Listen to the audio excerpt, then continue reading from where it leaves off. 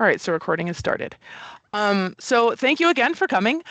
We are presenting to you today, which it's kind of the culmination of a multi-year, probably 3-year effort and conversation that has been going between the Fish and Wildlife Service, the Atlantic Coast Joint Venture, and NOAA Fisheries. Um, to basically try to figure out and discuss where our overlap is as far as planning, permitting, and implementing coastal marsh restoration practices, specifically in the Mid-Atlantic. But some of the takeaways that we're going to present to you today and that are contained in the document that we're presenting can be applied elsewhere as well. So our webinar will kind of mirror the document that we have now available for distribution on the ACJV website. You can go to acjv.org and go to reports, publications, and recordings, and then go to recommendations and guidance documents, and you'll see the link there. You can also see the URL on the screen as well as a QR code that I produced in Google Chrome. Very exciting, and you can just scan that directly with your phone, and you should be able to pull up the document directly. And just to acknowledge everybody that contributed to this document, myself, Bart, and Jonathan acted as lead authors for the document, basically pulling the author group together, editing, and sending out for additional review before we finalized what we've got today. But we had other contributing authors, and thank you so much for taking the time to review the document and add your valued input. And also a thank you to Deb Reynolds, who is our communications coordinator at the ACJV, which made this document so nice to look at, especially given its length. So when we started this conversation a couple years ago, our overall objectives were to improve coastal marsh project implementation from concept development to post-restoration monitoring, and really highlight the shared objectives that we shared between our different agencies, even though sometimes our more proximate goals were different and we're aiming to protect different trust species. We also wanted to increase practitioner understanding of the permitting process, some of the thinking and process behind the permit review. And finally, we wanted to give a realistic look about what it's like to implement restoration projects on the ground. And you can see our mission statement here on the slide. So why are we so concerned about salt marsh? Salt marshes provide really significant ecosystem services to the Atlantic coastline. So they are really good at storing carbon. Their sequestration rates match that of terrestrial forests. They also protect our coastal communities, our coastal human and biological communities from extreme storm events.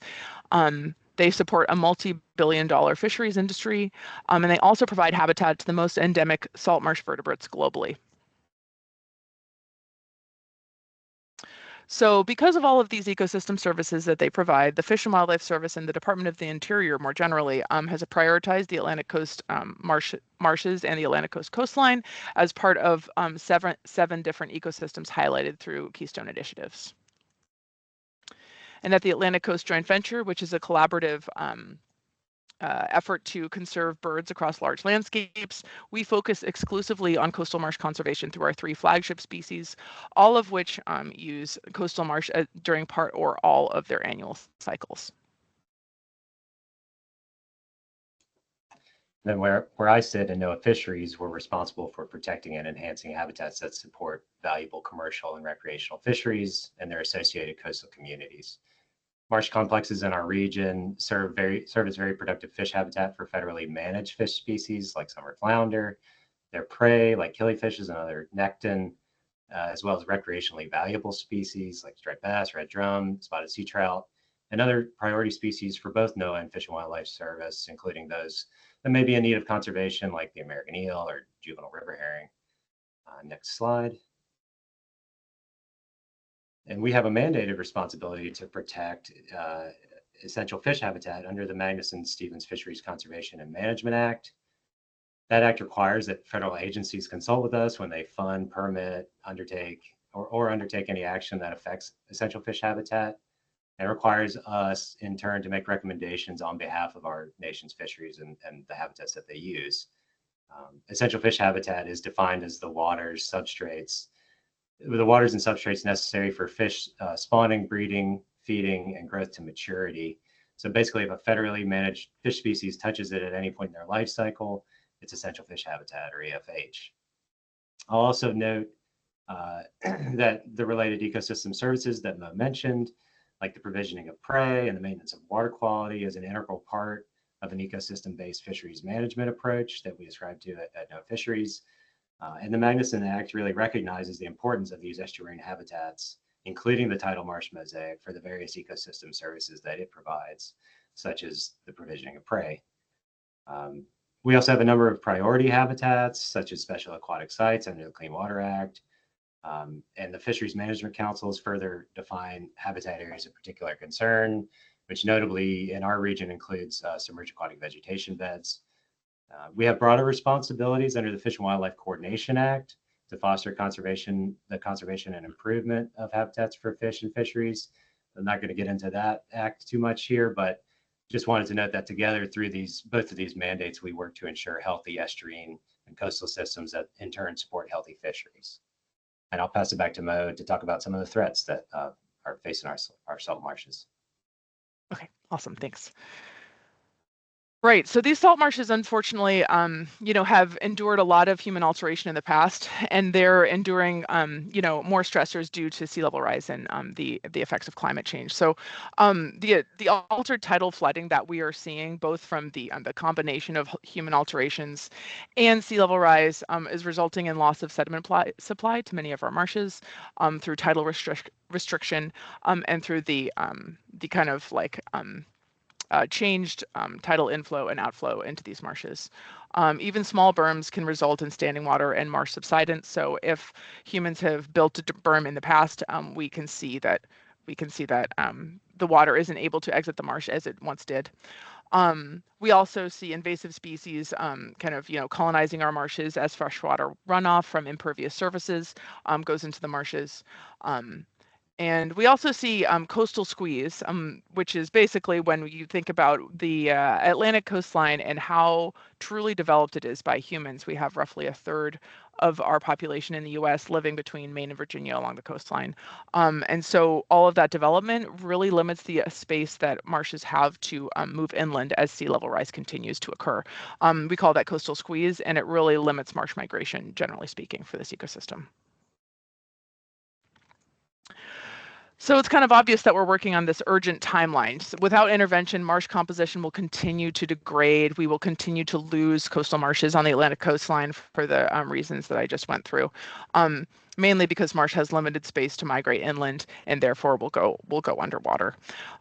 So without intervention, the organisms that these marshes are supporting are looking at extinction within our lifetimes without intervention or change, which is why multiple agencies are so focused on coastal marsh restoration to begin with, because we want to avoid this marsh loss, which will result in a loss of ecosystem services and benefits. So what are we doing to combat this marsh degradation and loss? We have a suite of restoration strategies that are available to us. We can repair the hydrology of the marsh platform to restore functional coastal systems. We can mitigate tidal restrictions to restore tidal flow to previously restricted marshes. We can enhance elevation through sediment placement, so actually taking sediment or material that was not on the marsh before and placing it there to help it keep up with sea level rise. And finally, we can protect marsh migration corridors, specifically agricultural areas, and to facilitate marsh migration. And this is what some of those restoration strategies look like. This is repairing hydrology of the marsh platform. Specifically, you're looking at ditch remediation here. It often involves hand tools or low impact equipment to either move vegetation or in some cases peat around to either relieve standing water or to improve the natural hydrology of the system through the ditch mitigation. You can also mitigate tidal restrictions or remove them completely, depending upon the case. And that can really help marshes that are upriver of a tidal restriction. We know that salt marsh endemic species tend to decline over time in areas that are more tidally restricted. You can see an example of that here. You see a tidal restriction underneath the white arrow. Upstream of that restriction has much more vegetation, but maybe not the vegetation we're going for in this coastal marsh system versus downstream. And you can also see through this elevation gradient, the cooler colors excuse me, the cooler colors are the the lower elevations. And so the lower elevation is actually upriver of the restriction, because this tidal restriction has restricted tidal flow and therefore restricted sediment supply to the marsh upriver of the restriction. And so modifying these restrictions to restore natural tidal flow while keeping in mind the organisms that are currently using the marshes is another restoration strategy that we have available to us. Facilitated marsh migration really is, active modification of the marsh and the lands directly next to marshes in order to facilitate seawater entering those areas that previously did not have any saltwater intrusion occurring. We're looking at a ghost forest here, where previously, you're not going to get a forest growing in the middle of a tidal marsh because of all the salt that is present there. However, when salt enters the system, you eventually get dieback of those forests, and in some cases, facilitated marsh migration can involve the removal of that woody debris in order to accelerate that marsh conversion. We also have sediment placement, and that can actually come as a variety of terms. You can see here elevation enhancement, beneficial use of dredge sediment, thin layer placement, hummock placement. It all involves placement of foreign material that was not previously there onto the marsh platform. And we know that these strategies can restore ecosystem function, and I'll let Bart talk to you guys a little bit more about the case study that we have here. Yeah, so for us, a lot of things changed with Hurricane Sandy. We had sufficient funding. We had a huge need for kind of rethinking how we look at restoration on the coastal system. And Prime Hook was a really good example of that, where we had a 4,000-acre area that, in the course of several years, completely fell apart. And we were able to kind of take that step back through hydrodynamic modeling, look at a systems approach of how to bring the system back without really thinking about a specific species. And I always say that the only species we considered when we did Prime Hook was horseshoe crabs for the grain size of the beach face. Everything else was kind of the field of dreams model. You build it and they will come. And that was kind of how we started looking at, our approach to restoration after this. Next slide. So it's out of order, but that's all right. There you go. Yeah. So I like to use this example as, this is a project in Jersey where sediment was placed on the marsh to do restore bird habitat for nesting. And inherently, it's a good approach to saying, hey, let's put the sediment out there. There's no sandy habitat for bird nesting.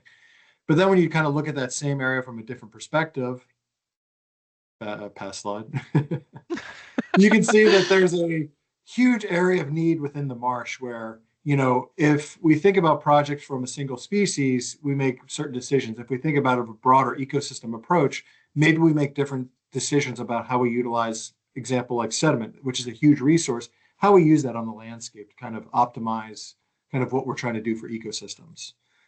Next slide.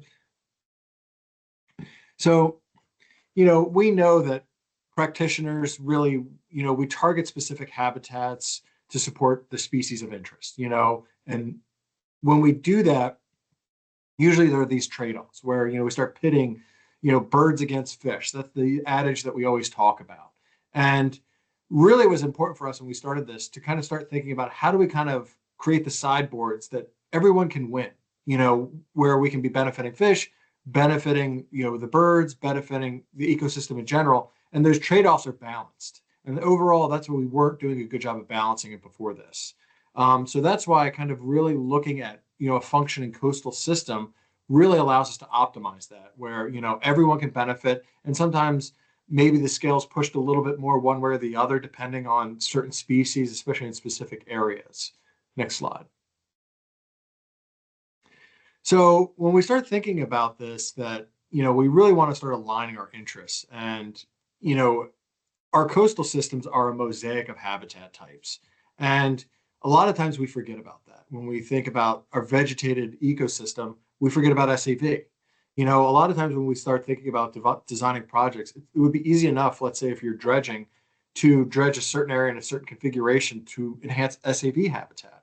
So it's like those approaches are a little bit, if we kind of broaden our perspective. And I think one of the challenges we have is that, not all species are affected equally. We have different life stages, different utilizations, time of year. And, that's a thing that we really want people to start thinking about broadly. Start thinking about what the trust resources are of everybody and all your agencies, partners, regulatory community, because that's where you're going to build the best project. But also you're going to have an easier time to kind of move through the regulatory process, for example. And really, I think the other thing we need to think about is the short and long-term implications of these projects. We need to start talking about short-term impacts versus long-term benefits, and that has to be something that we have to get a little bit more accepting of thinking about, not just a simplified time scale, because sometimes these implications are, the effectiveness of these restoration approaches. It may take 5 to 8 years for the vegetated community. It may take decades for the macro and faunal communities. And I think this is especially important in areas like Mo had said earlier, where we don't have migration space. We have that squeeze. Those areas really, we need to kind of take a step back and be all on the same team of saying, maybe we need to do more in these areas because migration is not an option. So maybe we need to be a little bit more deliberate, more prescriptive in how we kind of approach this. Next slide. And one of the ways I kind of like to think about it is that, when we're looking for this, we need to start thinking about like the broader scale connectivity, heterogeneity of these systems. So, you can use like conceptual models, like the runaway barrier model, as a framework to start thinking about it. You don't want to use these concepts as like the Bible of how you're going to do this, but these concepts can kind of start getting you thinking in that landscape scale. And then different, landscape, mapping efforts and prioritization efforts like this ACJV, salt marsh priorities, really can be a great tool to start thinking about what areas we need to kind of like maybe balance the scale a little bit more, or areas where maybe we tip the scale a little bit more one way or the other, because there's a focal species in that area that maybe we can kind of benefit more without kind of throwing off the balance completely. Next slide. I think I'll be turning it over to Jonathan now. Yeah, that's right. Right. So the portfolio approach, as Bart said, really allows us to balance out impacts and benefits across the landscape to look at that range of species and habitats. And we really encouraged folks to develop that approach to fit within the current landscape context. The reason we did that was twofold. First, the landscape scale perspective should help practitioners determine the extent to which different restoration goals and approaches are feasible under current conditions, and how resilient that project will be to future stressors like sea level rise. Because estuarine habitats are interconnected, projects will likely be more ecologically successful when they look to restore a range of functions. Second, project portfolios that seek to restore a range of habitats should be able to garner greater support from the resource and regulatory community, because they're not based on a single species or habitat type. They kind of look broadly across the landscape. I will note that projects that are aiming to restore functions of a site from a long time ago, say the 1970s, can also be more costly to implement and may present a higher likelihood of failure, given the difficulty in creating the hydrogeomorphic conditions needed to support such a habitat in today's context. Those projects may also be more difficult to navigate through the regulatory process, since they represent a larger shift in the current distribution of habitats. So it's important to sort of look more recently at what's been playing out in the landscape. Next slide. Another topic we really wanted to highlight in the document is how the landscape scale approach can be useful in the regulatory context. Through our consultation role in NOAA fisheries in the permitting process, we see lots of projects throughout the region and have some thoughts to share on getting well-formulated projects through that process efficiently. But I'll caveat that by saying we didn't develop this guidance with input from the regulatory agencies directly. This is rather based on our observations from participating in that process across the region and regularly interfacing with those regulatory folks over many, many years. So a solid foundation begins really with a well-justified purpose and need statement. Why are you proposing to make this intervention at this particular site, and why now?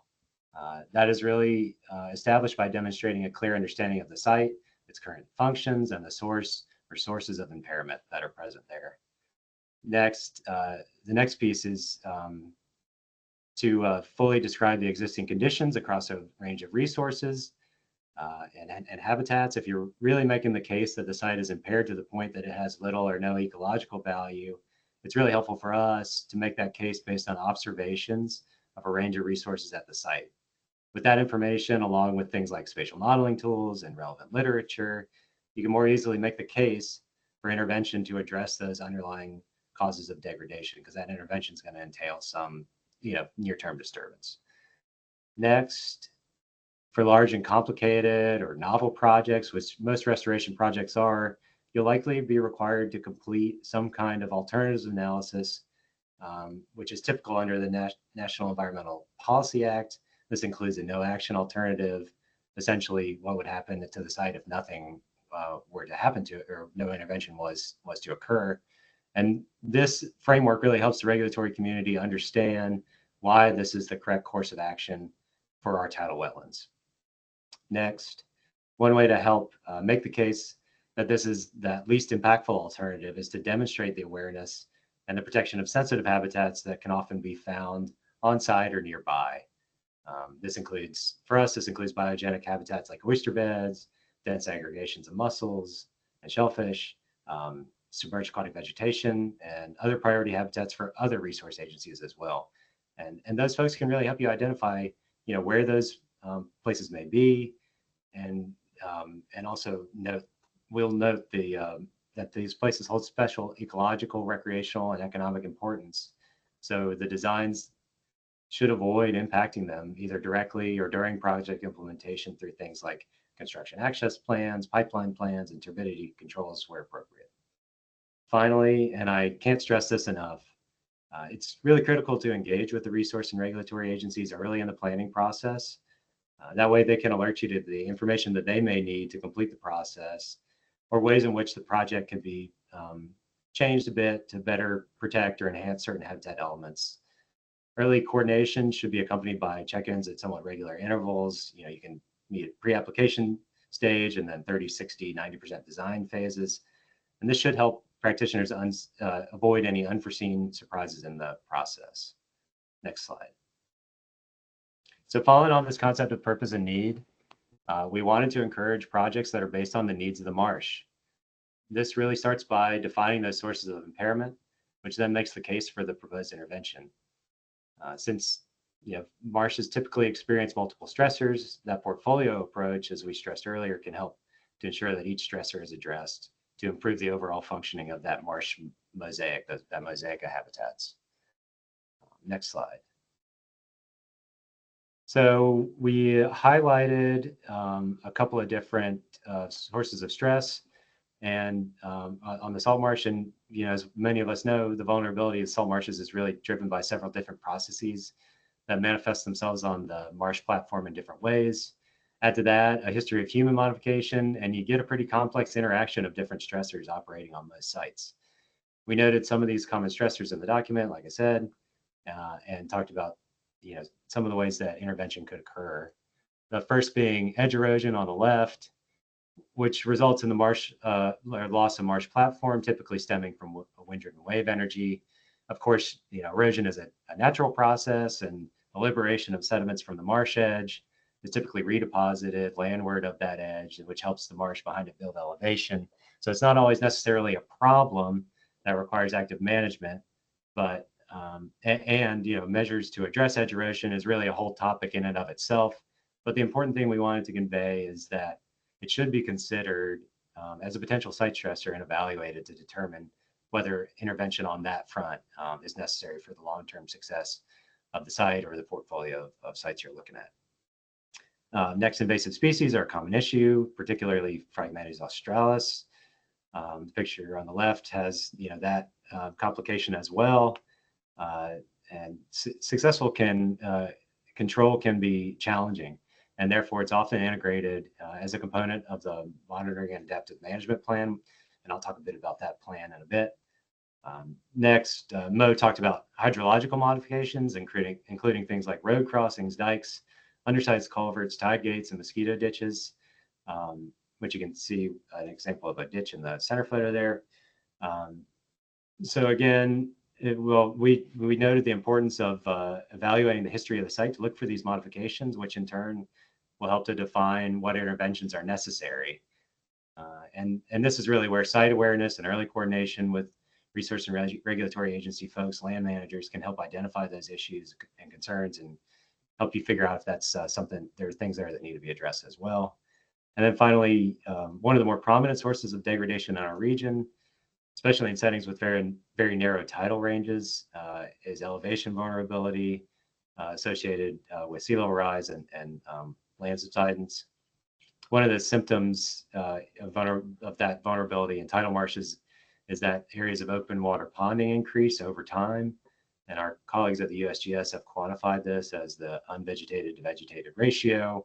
In several recent publications, Neil Ganju and others have noted that that metric, that ratio, is highly coordinated with marsh platform elevation, where lower elevation sites have a higher proportion of open water ponding, and it increases over time. They also set a nominal value to indicate near-term marsh loss and degradation is likely. Point being on that there are tools out there, desktop tools, to empirically define the elevation vulnerability of a site and evaluate the relative risk of that stressor among all the others operating on the landscape. So with that, I'll turn it over to Bart, back over to Bart, to talk about one of the ways that practitioners work to address that vulnerability of low elevation. Yeah, so in the document, you'll notice that, elevation enhancement is a topic that we discussed in a lot of variety ways. And I think that's because this is a type of restoration, like Jonathan said, that, it's very needed on the landscape, but also it really brings to the forefront because it is a huge undertaking that really changes the trajectory of the marsh platform or the coastal ecosystem that you're working in. So I think one of the ways we like to start thinking about elevation enhancement or sediment placement is, you're really trying to think about recreating a natural process. You are taking sediment that maybe could be delivered during storm events or high water events with high suspended sediment concentrations and delivering it to the marsh surface.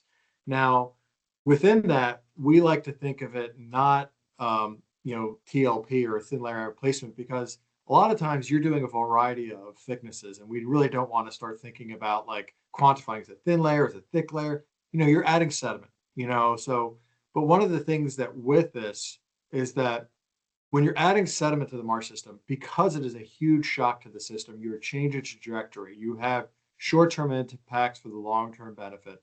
You really want to demonstrate that the addition of the dredge material will improve that marsh. And I think one of the points that was brought up earlier is that even if it's just perceived, you don't really want to have the community, the regulators thinking that you're just placing sediment there because you have nowhere else to put navigational dredge material. You really don't even want to give that perception. So really demonstrating that need and why you're doing it is a key point of why we're doing this. Next slide. So a key point with sediment addition is not all sediment is created equal. So each sediment has its benefits, its limitations. Fine grained material can be great where it flows. It can make thin applications. It can go over larger areas. With those applications of fine grained material, if the underlying vegetation is healthy enough that it respond, a lot of times it'll grow through very easily or readily. Seed dispersal will germinate really easily in it. Even with fine grained material, you really don't need to go through and restore the hydrology yourself. If you're actively letting the tides come in, it'll excavate its own channels. But when you start thinking about areas that are significantly rotted out or deteriorated, and we need to have a higher elevational mosaic, using sand has a lot of benefits where you can do those profiles much more readily, but you need to get equipment in there to do that. So again, these are the benefits where fine grained material, to build up sufficient elevation, you need to do many applications to kind of get that elevation. So these are some of the things that we discuss in the document where really kind of knowing the limitations, knowing your site, and kind of, really thinking about this, pragmatically. I think I'll now turn it over to Jenny. No, that one's me. So we also stressed monitoring adaptive management plans because I've heard it asked of a project, what do you want it to be when it grows up? And a monitoring adaptive management plan is really the best place to lay out how a project will achieve the goals set for a site over time. As we indicated previously, complex projects can present unforeseen challenges, and it can be difficult to predict specific outcomes. So this is a way to navigate that uncertainty from the start, since these plans should really be developed before construction begins. The Monitoring Adaptive Management Plan is a document where practitioners can first, document the site-specific goals. This doesn't always have to be single numerical targets, but can be described as a range of targets, a range of elevations, for example, or sort of a trajectory of the site over time. Second, this document allows you to lay out how the monitoring of the site will be accomplished and to determine if the goals of the project are being met.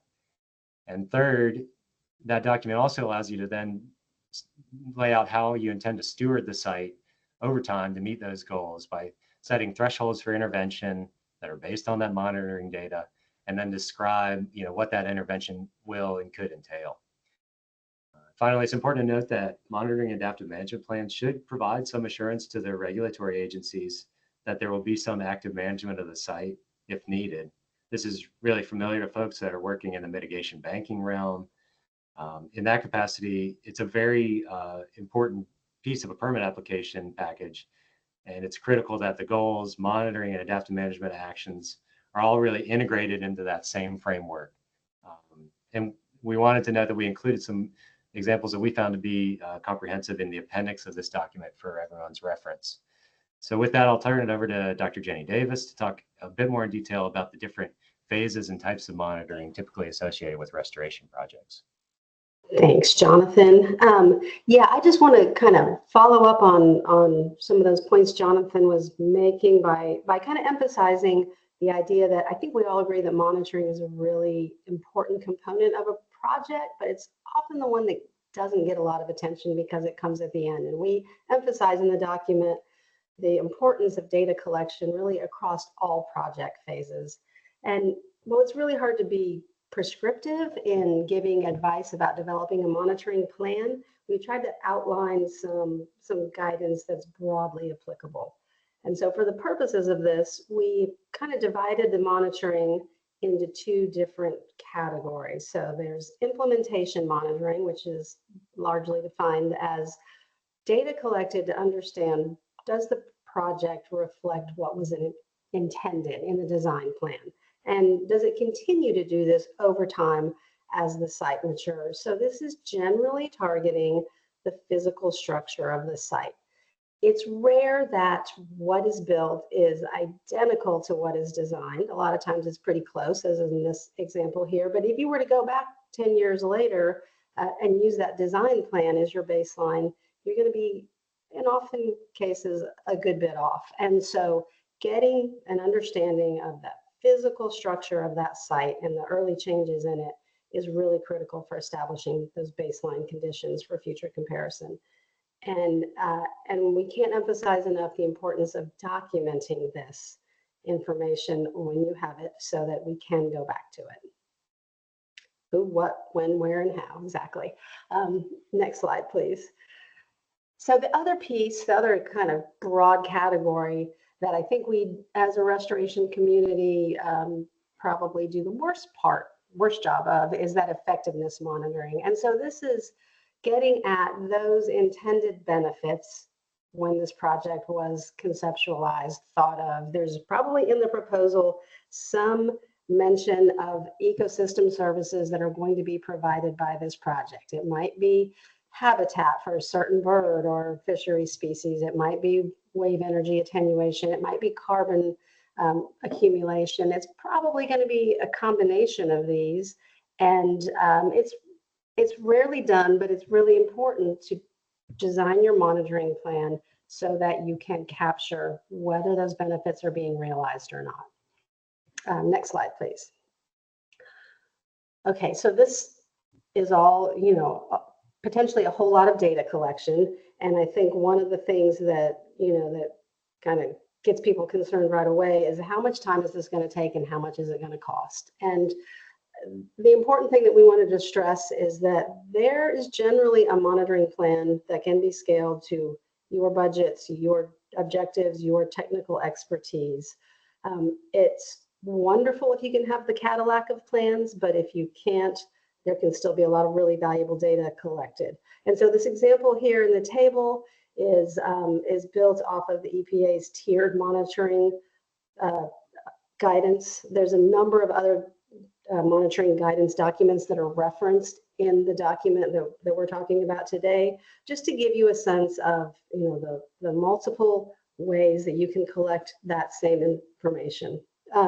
But overall, the suggestion that we make is that monitoring should be prioritized for at least the first 5 years after project implementation, with the goal of collecting data in at least 3 of those years so that you can really establish those early baseline conditions.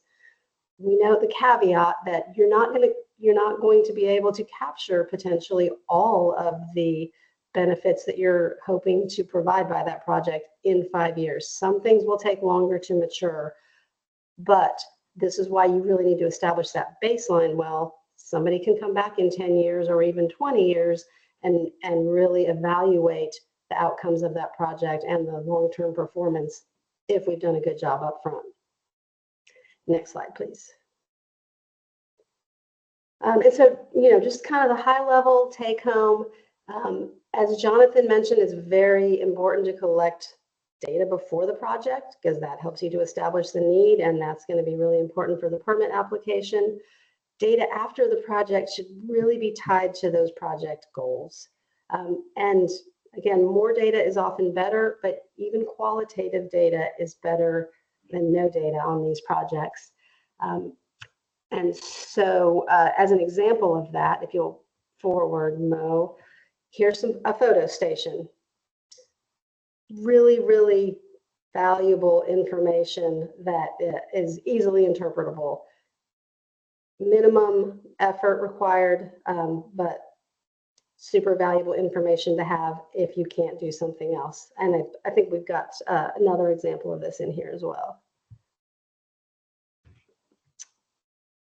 So collect as much data as possible, and if not, take a whole bunch of photos.